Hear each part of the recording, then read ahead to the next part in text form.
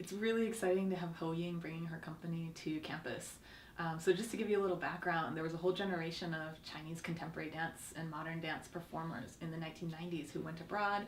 Some went to Germany, some went to the US, some went to England, really all over the world, and were top-level professional performers in various companies. And Ying was actually a founding member of the Shenwei Dance Arts in New York, which is one of the top American dance companies. And the founder, Shenwei, was originally from China, but he developed a completely new way of moving. And Ying was actually one of the dancers who created that new vocabulary of movement. And so she danced in New York for I think about 10 years.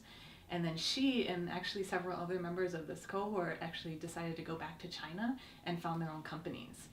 And so when I first met Ying was in around 2009, when she had just finished working on the Beijing opening ceremonies of the Olympics. And I don't know if you remember, but there was this really beautiful dance scene where dancers covered their body in ink and they painted on a scroll. They created a landscape painting using their bodies on the paper. And she was actually the choreographer that assisted with that piece.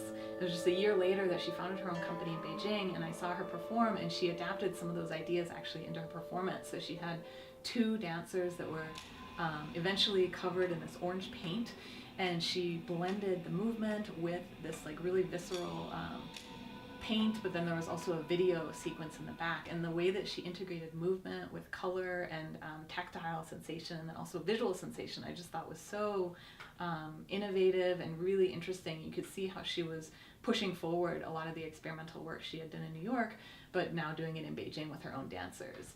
And so now she's touring internationally, and so it's really an amazing experience that we're going to be having her come with her company that's now I think almost 10 years old. So it's a very mature company of dancers, and she'll be performing her own work.